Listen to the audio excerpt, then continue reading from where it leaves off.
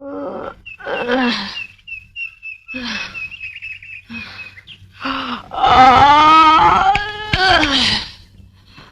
বাবারে, জয় মা জয় মা। মিনু, হ্যাঁ মিনু, জয় বাবা জয় বাবা, জয় ব্রহ্মা মহেশ্বর, জয় জয় জয় জয় দুর্গা লক্ষ্মী সরস্বতী, জয় জয় ভগবান দেবতা। আমায় ডাকছো? তুমি কি গো, সকালে উঠে একটু ঠাকুর দেবতার নাম করছি, তুমি আমার ঝাঁটা দেখালে? উঠুন ঝাড় দিচ্ছিলাম, তো হাতে ঝাঁটা থাকবে না তো কি রজনীগন্ধা স্টিক থাকবে?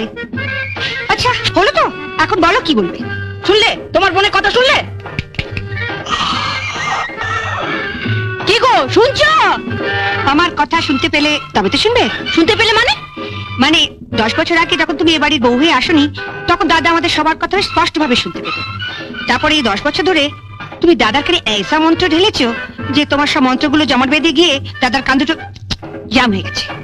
তুমি একটু উঁচু স্বরে কথা বলো তো, তাই তোমার কথাগুলো ফাঁক ফোকর দিয়ে দাদার কানে পৌঁছে যায়, কিন্তু আমাদের নো এন্ট্রি। তুমি হাসছো, ওর কথা শুনলে গা পিত্তে জ্বলে যায়। কি শুনতে বলছি, তুমিও দাদার মতো দুটো কানে নো এন্ট্রি বোর্ড ঝুলিয়ে নিলেই পারো না। এখন তাড়াতাড়ি বলো কেন ডেকেছো? ওদিকে আমার অনেক কাজ পড়ে আছে। আগে মশারি তুলে বিছানাপত্র ঝেড়ে তারপর ঘর ঝাড় দিয়ে তারপর আমার জন্য 1 কাপ গরম চা, একটু আদা দিস। কাল রাতে হঠাৎ ঠান্ডা লেগে গেছে, গলাটা কেমন ব্যথা ব্যথা করছে। তোমাদের সংসারে কেন যে আমি মা দুর্গা হয়ে জন্মালাম না? হঠাৎ এই কথা বলছো? না মানে মা দুর্গা হয়ে জন্মালে আমার কেমন 10খানা হাত থাকতো। একখানা হাতে তোমার মশারি তুলতাম, আরেকখানা হাতে তোমার বিছানা চাদর পাল্টে দিতাম, আরেকখানা হাতে ঝাড় দিতাম, আরেকখানা মানে আদা আদা থ্যাতলাতাম। শুনলে না দাদা বললো আদা দিয়ে চা করে নিয়ে। আদাটা আগে না থ্যাতলালে চাটা করবো কি করে? যাই এক এক করে কাজগুলো সারি, ওদিকে আমার এক গাদা কাজ পড়ে আছে। আগে থ্যাতলাবো না ঝাঁটাবো? ঝাঁটাবে মানে? মানে আগে উঠোতে ঝাঁটিয়ে দেবো না দাদার জন্য আদা থাকলে চা করে আনবো? তোমার যা ইচ্ছে তাই করো, মেয়ে হয়েছে একখানা। আগে বরঞ্চ ঝাঁটাই। তুমি আমার উপর যা রেগে আছো, সব কাজ ফেলে দাদার জন্য আদা থেতলে চা করে আনলে তুমি আমার ভালো মানুষ দাদাটাকেই থেতলে দেবে। এখন তো হ্যাঁ করে হাসছো, বিয়ে দেবার সময় বুঝবে পাত্র চুটলে হয়। নাজুটার কি আছে, দেখতে শুনতে ভালো, কাজকর্ম জানে। কিন্তু যে একখানা মুখ, 7 দিন বাদে দেখবে শ্বশুর বাড়ির লোক হিড়ির করে টানতে টানতে এসে ফেরত দিয়ে যাবে। না না না, তোমাকে যখন বিয়ের 10 বছর বাদেও বাপের বাড়িতে ফেরত দিয়ে আসেনি, তখন ওকেই বা। কি বললে? তার মানে আমি? হ্যাঁ তুমি ভেবেছোটা কি সকাল থেকে বর্দার ঘরে বিছানাপত্র তুলছো, ঘর ঝাড় দিচ্ছ? কেন আমরা কি সংসারে টাকা দিই না? বর্দা শুধু একাই দেয়? সকাল থেকে ডেকে ডেকে পরে গলা ব্যথা হয়ে গেল। তাহলে তোমাকে বেশ করে থেতলে দিই। কি বললে? আমায় থেতলে দেবে? আহ, তোমাদের সবারই এক দোষ। কথাটা শেষ করতে দেবে তো? বর্দার ঠান্ডা লেগে গলা ব্যথা হয়েছে, তাই আদা থেতলে চা করে দেবো। আর তুমি বলে না যে আমার জন্য চেঁচে চেঁচে গলা ব্যথা হয়েছে, এই তোমাকে একটু থেতলে কাকামাচা পর হলেও চলবে। আগে এই শাড়িটা নাও, শাড়িটা সাবান দিয়ে কাচবে, কেচে মার দেবে, মার দিয়ে ছাদে গিয়ে শুকোতে দেবে, আর হাতে একটা কঞ্চি নিয়ে দাঁড়িয়ে থাকবে। দেখবে শাড়িতে কাক না বসে, বুঝলে? তারপর শাড়িটা শুকোলে ইস্ত্রি করবে, ইস্ত্রি করে আমার হাতে এনে দেবে। আমি এই শাড়িটা পরে সন্ধ্যেবেলা দাদার আশীর্বাদে যাবো। দাঁড়া দাঁড়াও, তুমি তো গড়গড় করে বলে গেলে। আমি ঠিক বুঝতে পারছি না। দেখি শাড়িটা নিলুম, এটাকে সাবান দিয়ে কাচলুম, তারপর ছাদে গিয়ে শুকোতে দিলুম, তারপর একটা কঞ্চি নিয়ে রোদ্রের মধ্যে দাঁড়িয়ে রইলো যাতে কাকে না করে, তারপর এটা সন্ধ্যাবেলা ইস্ত্রি করে তোমায় দিলুম। ঠিক আছে, বুঝতে পেরেছি। না ঠিক নেই। ঠিক নেই? কাঁচাবার মারটাকে দেবে? মারের কথা তো তুমি ভুলে গেলে। কি যে বলে বৌদি, মারের কথা আমি বলে যাবো? মারটা কখন কিভাবে দিতে হয় সেটা আমার ঠিক মনে আছে। আমি ঠিক সময় মতো দিয়ে দেবো, আর এমন মোলায়েম ভাবে দেবো না বৌদি, তুমি টেরও পাবে না। কি বললে? ওগো শুনছো? আমার চেয়ে কখন দিবি? এই মরেছি। আগে চাটা দেবো না মারটা দেবো সেটা বৌদির সঙ্গে কথা বলে জানিয়ে দিও, সেই মতো দেবো। ওসব শাড়ি ফাড়ি এখন ফেলে রাখো তো দেখি। তোমার মেজ বৌদির তো খেয়ে কাজ নেই। সাত সকালে কোথায় ঠাকুর দেবদের নাম করবে তা না, সাজগোজ নিয়ে বসে। তাও যদি জানতাম সাজলে একটু ভালো দেখ। এই ছোট বৌদি, এটা কিন্তু তোমার আগের কথা। পাড়ার সব মেয়ে বউরা আমায় বলেছে যে আমার 3 বৌদির মধ্যে মেজ বৌদি সবচেয়ে সুন্দর। সুন্দরী। সাত সকালে আমার মুখ চুটিয়ে না, ঘুম থেকে উঠে মুখে একেবারে রং মেখে রাখলে সবাইকেই আমার সুন্দর দেখায়। না না না, ওখানে দুধ গরম করতে যাও। ঘুম থেকে উঠে দুধ না পেলে আবার কান্নাকাটি শুরু করবে। তা না এনে দিচ্ছি, কিন্তু তুমি একটু বোকা আছো। বোকা কেন? তুমি আমার বোকামির কি দেখলে? বোকামি মানে এই দেখো, সকালবেলা ঘুম থেকে উঠে তুমিও কোনো কাজ করো না, মেজো বৌদিও কোনো কাজ করে না, অথচ মেজো বৌদি সময়টা কেন কাজে লাগিয়ে দেয়। কাজ কাজ মানে তো মুখে রং ঘষা। ওখানেই তো তুমি ভুল করো ছোট বৌদি। মেজো বৌদি সকালবেলা ঘুম থেকে উঠে থোড়াই মুখে রং লাগায়, মাখে অন্য জিনিস। অন্য জিনিস? তবে আর বলছি কি, তুমি আবার কাউকে বলবে না বলো? মেজো বৌদি আমাকে বারণ করে দিয়েছে আমি যেন ছোট বৌদি আর বড় বৌদিকে কিচ্ছু না বলি। না না, বলবো না, তুমি বলো। ঠিক তো। মেজবুদি গালে কি মাখে জানো? কি মাখে? দাঁড়াও, দরজাটা বন্ধ করে আসি। রোজ ঘুম থেকে উঠে মেজবুদি ঘরের দরজা বন্ধ করে কেন বসে থাকে জানো? কেন?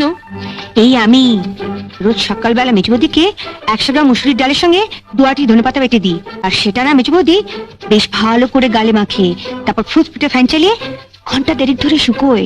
আর সেই সময় মেজবুদি ঘাড় পর্যন্ত হেলায় না, এই কথা পর্যন্ত বলে না, পাছে গালে চামড়া টান পড়ে যায়। ধনে পাতার মুসুর ডাল? হ্যাঁ গো, মেজবতী যখন এ বাড়িতে প্রথম বউ এসেছিল কি খসখসাই না ছিল গাল দুখানা। তারপরে এই বছর দেড়েক ধরে মুসুরির ডাল আর ধনেপাতার কল্যাণে গাল দুখানা কি ফর্সা আর তেলতেলে হয়েছে। তোমার গাল দুখানা যেরকম খসখসে।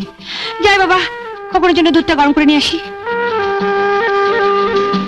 এই শোনো, হ্যাঁ, আমাকে একটু মুসুর ডাল আর ধনে পাতা বেটে এনে দেবে?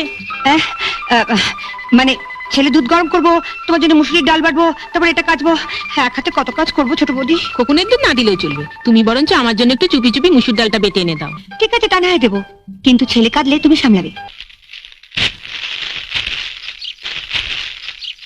ঝুড়ি থেকে সব নামাচ্ছ কেন? কি করছো? কাল 3 আঁটির ধনে পাতা রেখেছিলাম পাতলা করে মুসুর ডাল রেঁধে খাবো বলে, হ্যাঁ, 1 আঁটিও পাচ্ছি না। গেল কোথায় সব?